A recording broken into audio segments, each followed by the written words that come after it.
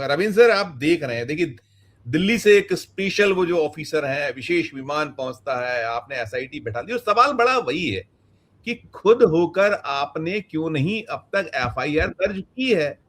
और आप दावे बातें तो आप लगातार बड़ी बड़ी हो रही है कि मैं तो उनको भी सुन रहा था जो अंतर्राष्ट्रीय वो विश्व हिंदू परिषद के अंतर्राष्ट्रीय अध्यक्ष हैं कि नहीं नहीं वो उसकी एफआईआर पहले जरूरी नहीं है, पहले जांच हो जानी चाहिए। अजब गजब सी बातें हो रही। और अभी नृपेंद्र मिश्रा जी की बात की तो वो तो ये कह रहे थे कि अब आगे किसी तरह की ढिलाई नहीं बरती जाएगी, मतलब अब तक ढिलाई बरती जा रही थी वो ये मान रहे हैं, उनका बयान हमने पढ़ा है देखा, और वो कह रहे हैं ये जांच सुधार दोनों पर काम किया जा रहा है और अब श्रद्धालुओं का भरोसा बना रहे हैं, इस तरह का उनका बयान आ रहा है। आपने तो श्रद्धालुओं को तो बिल्कुल क्या कर डाला। आप सोचिए ना, हम कितनी मुश्किलात से वहां पहुंचते हैं, कैसे जाते हैं, और भले ही हम एक टाइम ना खाएं, कम खाएं, लेकिन हम वहां अपना दान का जो हमें अर्पण है वो करते ही करते हैं। उससे धोखा। सब पर आपकी राय। जी नमस्कार। और संजीव भाई, भारत में तो लोग जाते हैं मंदिरों में, कोई भी मंदिर हो उसमें 12-12, 14-14, 20-20 घंटे लाइनों में लगे रहते हैं। श्रद्धा का आलम ये है। गर्मी सर्दी, आप कुंभ का मेले की हालत देखिए, लोग पहुंच नहीं पा रहे थे लेकिन श्रद्धावश उनको डुबकी लगानी थी। हालात कितने खराब उस वक्त भी हो गए थे। तो यहाँ तो लोग अपने जो अपना देश तो लोग अमीर तो है नहीं ज़्यादा, पता ही है सबको। ऐसे गरीब इलाके में भी लोग अपने हार्ड बहुत मेहनत की कमाई जो होती है हार्ड वर्क वाली, उस हार्ड वर्क की कमाई से जाते हैं मंदिरों में और वहाँ पर अपनी हैसियत से ज़्यादा बढ़ चढ़कर दान देते हैं। अब उस दान की कीमत तो ज़्यादा ही है सर, कम तो नहीं है। उसको संभाल के रखने की जिम्मेदारी तो उनकी है जिन लोगों को चुना गया है। अब ये बार बार सरकारें कहती थी कि भैया सब जाओ मंदिर में, जाओ मंदिर में जाओ, अयोध्या में राम मंदिर के दर्शन करो, और वो आंकड़े देते थे कितने करोड़ लोग पहुंच गए, इतने श्रद्धालु आज पहुंच गए। इसकी डिटेल ना दे पा रहे, कितने लोगों के पैसे चोरी हो गए ये भी तो बता देते कि भैया जो जितने जितने गए थे वो सारे पैसे तो हमने तो चोरी हो गए, हम तो नहीं संभाल पाए उसको। और ये ट्रस्ट, ये जो भी ट्रस्ट है इसके लोग अभी तक बचे हुए हैं सर। इनको अभी तक इस्तीफा किसी ने नहीं दिया है, अभी तक कोई कार्रवाई हुई नहीं है। अगर देखिए अपराध जब इस तरह के, ये तो सब मान ही रहे हैं अब तो, मुझे लगता है सब कि भाई हुआ है गड़बड़, ये तो सबने मान ही लिया है। तो जब अपराध एक हो गया है तो उसके बाद एफआईआर तो पहला ही काम है, सारे काम तो उसके बाद होते हैं। एफआईआर होगी तो जांच पुलिस कर ही लेगी ना, एफआईआर हो जाएगी तो जांच कर लेगी। और ये तो ये, और दूसरा क्या संजय भाई, क्राइम जो है भारत में तो जो परिभाषा है उसके हिसाब से क्राइम जो होता है वो केवल राम मंदिर के खिलाफ नहीं हुआ है। क्राइम तो अगेंस्ट द सोसाइटी होता है, सोसाइटी के खिलाफ ही अपराध हुआ है। एक व्यक्ति जिसका राम मंदिर से कोई लेना देना नहीं है उसके खिलाफ भी अपराध है, क्योंकि ये तो अपराध तो सबके खिलाफ हो गया ना। और ये तो फिर धर्म का मामला है, तो इसमें तो बीजेपी जैसी जो आस्था रखने वाली पार्टी के लोग हैं उनको तो ज्यादा इस पे जिम्मेदारी के साथ अपना काम करना चाहिए, लेकिन वो होता हुआ दिख नहीं रहा। तो सिस्टम सर देखिए कोलैप्स करता हुआ दिख रहा है। जब भी बीजेपी के लोगों के ऊपर कोई इस तरह के एलिगेशन आते हैं या बीजेपी के समर्थकों के, तो सरकार भी काम करती दिखती नहीं है, प्रशासन भी बिल्कुल झुका हुआ दिखता है। और अभी तक देखिए सुओ मोटो एक्शन भी लिया नहीं है कोर्ट्स ने, इतनी बड़ी खबरें आ रही हैं, उसमें कोर्ट भी तो आदेश कर सकता है ना एफआईआर दर्ज करने के लिए। अब कोई और तो चला ही जाएगा, देखिए पीआईएल वगैरह में या किसी और रास्ते रिटर्न। रास्ते बहुत सारे हैं, बहुत सारे हैं। पहले आप कोशिश कीजिएगा, पुलिस नहीं करती है तो हम फिर वही करेंगे कि प्राइवेट कंप्लेंट करेंगे, वो नहीं होगी तो फिर पीआईएल तो है ही है, कुछ ना कुछ तो रास्ता निकलेगा ही निकलेगा। और और राम से पीआईएल जुड़ा। जी। पीआईएल के बारे में भी सुप्रीम कोर्ट ने राय व्यक्त अपनी कर दी है कुछ रोज पहले ही। आरटीआई के बारे में भी हाल में राय व्यक्त कर दी है कि भाई तो बिजनेस ही बन गया है। तो अब वो तो चलिए बिजनेस बन गया होगा, लेकिन ये तो अपराध है ना। अपराध के लिए तो कानून सब बने ही हैं, इसके लिए तो जिम्मेदारी है, तो बगैर जिम्मेदारी का काम नहीं है। तो संजीव जी ये निराशाजनक, बहुत ही गंभीर चिंता की बात है कि अब इन बातों पे, और ये देखिए इससे जो भी लोग रिस्पॉन्सिबल हैं, ये तो कोई नहीं कह रहा ना कि भाई इसमें बीजेपी का हाथ होगा। हो सकता है जिन लोगों को मैनेजमेंट आपने दिया उन्हीं का हाथ रहा हो, तो उनको पकड़ने में क्या ऐतराज है। वही वही है बड़ा सवाल। मैं सोच रहा हूँ जी, एक टिप्पणी विनय जी से ले लूं, मैं आपके पास लौटता हूँ। एक मुझे आपसे पूछना है, एक मैं दूसरे मसले में विनय जी भी इसी पे ले लूं। विनय सर देखिए, आप सारा कुछ सामने है, देश के सामने, और फिर इसके अलावा देखिए आपने एसआईटी या जो आपने दिल्ली से अफसर का भेजना, एफआईआर अब तक नहीं कर रहे हैं, लेकिन बाकी चीज तो हुई नहीं है। आपने कैश बरामद कर लिया, आपने सोना बरामद कर लिया, इस तरह की खबरें आ रही है, सोर्सेज लगातार बता रहे हैं 200 करोड़ से ज्यादा का, क्योंकि अकेले कुंभ के दौर में 60 करोड़ प्लस अब खुद उत्तर प्रदेश सरकार के आंकड़े हैं, और लगभग लगभग हर आदमी ने वो माथा टेका है, लगभग लगभग। तो इतना बड़ा केवल उसी दौर में आया था, वहां चढ़ावा आया होगा, और भी आते रहे। 5,000 करोड़ के लगभग का वो ट्रस्ट है, शुरू से ही वो कंट्रोवर्सीज है, किसी चीज पर कोई कंट्रोल नहीं।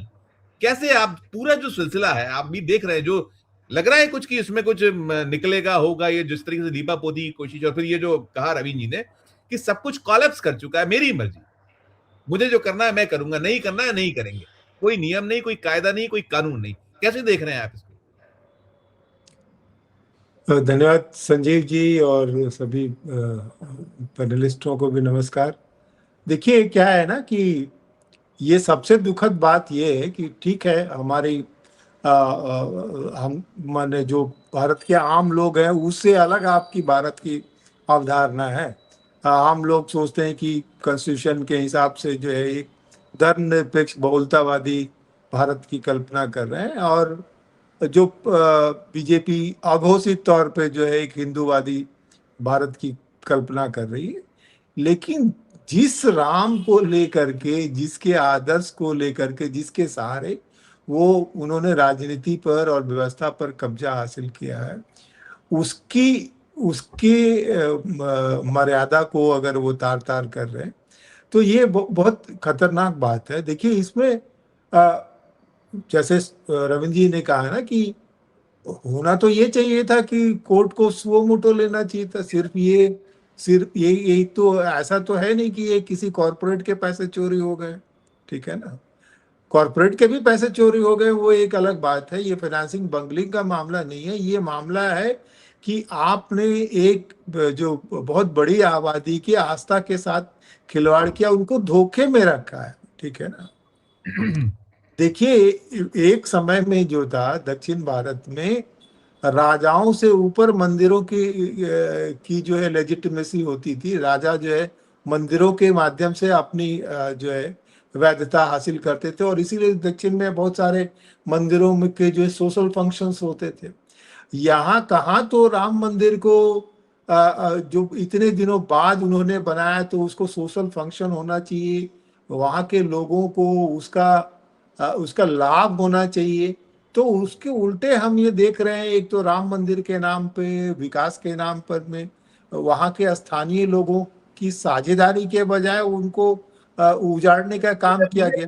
सर ऐसा लगता है कि यदि एफआईआर हो गई तो बहुत कुछ खुलेगा, फिर वो बाल की खाल निकलती चली जाएगी। क्योंकि आप देखा ना 1250 जो निकल रहा है, वहां जो खबरें निकल कर चली आ रही कि आपकी शिलालेख गायब है, बेशकीमती जो, और चाहे सोना हो, चांदी हो, हीरे हो, जवाहर, सब तो सब करते चले आ रहे हो, हर चीज तो है। जमीनों का खेल आपने देखा ही था, कैसे 2 करोड़ की खरीदते हैं, 18 करोड़ बेचते हैं, वो फिर उसको करते थे, फिर ऐसा करते हैं, अलग अलग सब है। तो कहीं वो भी भय है, डर है कि अगर वो पूरा हुआ ये तो इसको जैसे तैसे दबाने की कोशिश, लगता है यही कि दबाने की कोशिश हो रही। अगर एफआईआर हुई, जांच बैठी कोई बड़ी, तो फिर बहुत दिक्कतें हो जाएंगी। अगर ऐसा नहीं होता तो कायदे से तो सरकार को ये करना चाहिए था कि पूरी ट्रस्ट को बुला करके उसको बर्खास्त करना चाहिए था कि हम नए सिरे से बनाएंगे, कि या ट्रस्ट वालों को खुद ही अगर थोड़ी बहुत भी अगर शर्मिंदगी उनके अंदर है तो उनको नैतिकता के आधार पर इस्तीफा देना चाहिए। कहीं नैतिकता नहीं, तो अब वो लग रहा है गुजरे जमाने की बात हो गई, ठीक है ना। पर जिस ढंग से जो सिंबल्स दिख रहे हैं कि आपको जो विशेष अधिकारी दिल्ली से लाने क्यों पड़ रहे हैं? क्या उत्तर प्रदेश में कोई सक्षम अधिकारी नहीं है? जांच उन्होंने दी है। वो जो दागी अफसर हैं, जो खुद वो जो वहां भगदड़ हुई थी महाकुंभ में, उनके उसको मैं लौटता हूँ। मैं रविंद्र जी के स्वास्थ्य ठीक नहीं हुआ, रविंद्र जी की टिप्पणी लो, मैं वापस लौटता हूँ। एक रविंद्र जी की टिप्पणी, रविंद्र सर मैं असल में देखिए, मुझे ये पूछना था आपसे, इसलिए मैंने आपको रोका था कि अकाउंटेबिलिटी किसी की फिक्स नहीं। ये भी बात हो रही है, इस्तीफे की बात हो रही है, इस्तीफा तो कोने में गया, वहां कह रहे हैं कि ट्रस्ट को भंग कर दीजिए, फलाना कर दीजिए। अभी वो मसला है, देखिए धर्मेंद्र प्रधान वाला, वो बच्चों वाला, 21 तारीख को वो पर्चा होना है, नीट वाला। अब आपने जो है वो टेलीग्राम को अस्थायी रूप से बंद कर दिया आपने। वहां जो अब इस बार जो पेपर सेट कर रहे हैं, बनाए गए, वो पूरा वहां कैद है, जैसा आप कहते थे ना कि वो बजट के दौर में सारा का सारा होता था। अभी क्या भरोसा कर सकते हैं जो मोदी जी के बिल्कुल ब्लू आई बॉय की तरह है धर्मेंद्र प्रधान जी, इनको भरोसा किया जाए कि अब बच्चों को कोई दिक्कत नहीं होगी? क्योंकि आंखों से काजल हम बार बार निकलता देख रहे हैं, आपने सारा कुछ किया, फिर वो लीक होता है, फिर कुछ होता है, फिर वो होता है, फिर आप लीपापोती करते हैं। तो अभी कहीं कोई ये केवल टेलीग्राम को अस्थायी रूप से बंद करने से हो जाएगा, सब ठीक ठाक रहेगा, हम मतलब बच्चे मुतमईन रहे? ये अब टेलीग्राम को बंद करना, देखिए कितनी हंसी की बात है। टेलीग्राम पर पेपर बनते थे क्या? टेलीग्राम वाले लोग पेपर बनाते थे। अब टेलीग्राम बंद करने से क्या होगा? कम्युनिकेशन के तो यहाँ पर सैकड़ों साधन हैं जिनसे पेपर लीक होने की अगर हो गया तो वो रुक थोड़ी पाएगा। बहुत सारे ऑप्शंस हैं आपके पास। लेकिन इस बार तो देखिए सख्ताई हो रही है, पर इस बार क्या है ना, सेना को भी इन्वॉल्व कर लिया संजीव भाई, तो मुझे लगता है कि संभावना ज़्यादा है कि शायद इस बार तो कम से कम ठीक करा लें। लेकिन इस बार ठीक करा लेने से ये मतलब थोड़ी होगा कि पिछली बार आपने जो गलतियां की थी वो धुल जाएंगी। उनका हिसाब तो देना ही पड़ेगा ना। देखिए सर, आपको पता है संजीव भाई, अपराध जो होता है वो अगली बार आप नहीं करोगे तो उससे आपका इस बार का अपराध घट थोड़ी जाएगा। आप करें ना करें। अब ये जो राम मंदिर वाली भी बात वही है, सेम है कि भैया आगे से नहीं होगा। अरे आगे से नहीं होगा छोड़ दो, इस बार का कोई रिस्पॉन्सिबिलिटी लेगा कि नहीं लेगा? तो ये सरकार में जिम्मेदारी नाम की कोई चीज नहीं रह गई है, कोई रिस्पॉन्सिबिलिटी लेना नहीं चाहता है, और उसी वजह से ये सब तकलीफें आ रही हैं। इतना बड़ा एग्जाम है, सुप्रीम कोर्ट तक में मामला चल रहा है। और देखिए और हैरानी की बात, बड़ी शर्म की बात है, बल्कि अभी 2 दिन पहले जो आपने भी देखा होगा, ट्वीट किया जो चीन के विदेश एम्बेसी की प्रवक्ता भारत में है ना, उन्होंने उस एग्जाम का नाम मैं भूल गया क्या है, उस एग्जाम का जिक्र किया जिसमें 1 करोड़ और 30 लाख के आसपास चीन में बच्चे शामिल हुए थे। और उन्होंने जो ट्वीट किया उसमें कहा कि आईआईटी और जो नीट जैसा एग्जाम भारत में जो करवाया जाता है उससे बड़ा ज्यादा संख्या में जो लोग अपीयर हुए हैं, और हमने केवल 2 दिन में करवा दिया। हमने 48 घंटे में ये एग्जाम करा दिया, और उसका उन्होंने स्पेसिफिकली जिक्र किया इस एग्जाम का। तो सर ये कितनी शर्म की बात है। बिल्कुल उसके लिए उन्होंने ये भी बताया कि क्या क्या उन्होंने प्रबंध किए उसके लिए, कि कैसे विशेष ट्रेनें लगाई गई, एक एरिया में उस एरिया को खाली कर दिया गया, वहां पर बसों का क्या प्रबंध किया गया, रहने सहने का, हर चीज का उन्होंने जिक्र किया। अब ये सर यहाँ ये काम हो सकता है, और कुछ स्टेट्स हैं भी सर ऐसे जहाँ पे ठीक काम हो भी रहा है, लेकिन ये सरकार तो किसी से सीखती नहीं है, अपने से ही अपने खुद गलतियां करती है और उसके बाद गलतियों को दोहरा भी देती है। इनको कोई फर्क नहीं पड़ता। और धर्मेंद्र प्रधान का जहां तक मामला है, धर्मेंद्र प्रधान तो दूसरी बार 2 बरस में 2 बार हो गया। 2024 में हुआ, 2026 में, और 24 का तो मुझे याद है कि पप्पू यादव ने जब शपथ ली थी लोकसभा सदस्य के तौर पर, तो रीनीट का टी शर्ट पहन के वो गए थे। तो तब ये मामला बहुत गंभीर था, तब उन्होंने इस्तीफा नहीं दिया। उसके बाद एक बैक टू बैक ओएसएम वाला मामला हो गया। तो अब हमारे पास इफेक्टिवली कोई मिनिस्टर ऐसा है नहीं। और दूसरा भैया ये अपने, तो इनका तो क्या ही जिक्र करें, ये जो आंखों से तीर मारने वाले हैं जयशंकर। अब जयशंकर की हालत देख लो आप क्या है। जयशंकर ने जो स्थिति बना दी है, हर जगह पर भारत को शर्मिंदा उन्होंने कर दिया अंतर्राष्ट्रीय स्तर पर। तो मिनिस्टर्स के नाम पर तो कोई हमको दिख नहीं रहा काम करते हुए, क्योंकि जब प्रधानमंत्री ही जिस तरह का काम वो कर रहे हैं तो उसमें क्या जवाब देंगे?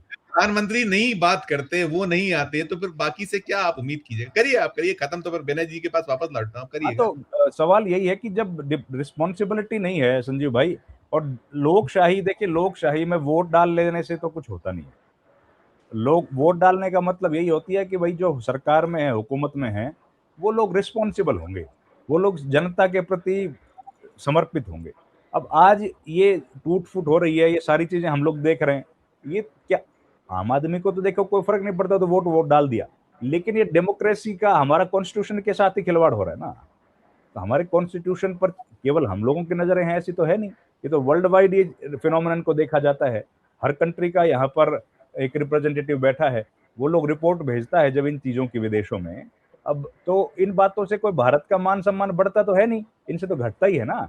कि एक राजनीतिक दल जो पिछले 10-12 साल से सत्ता में है, वो कैसे ओपोजिशन को या जो इंडिपेंडेंट मीडिया है उसको दबाने की कोशिश कर रहा है, कैसे ओपोजिशन पार्टीज को तोड़ रहा है। इससे कैसे हमारा नाम बढ़ जाएगा समाज में, इससे कैसे हम लोग मजबूत होंगे? हर जगह हमारी कमजोरी दिखती है, और वही इस पूरे घटनाक्रम में भी दिख रही है संजीव भाई। सरकार कुछ करती नहीं दिख रही, अब सेना के सहारे है, देखते हैं।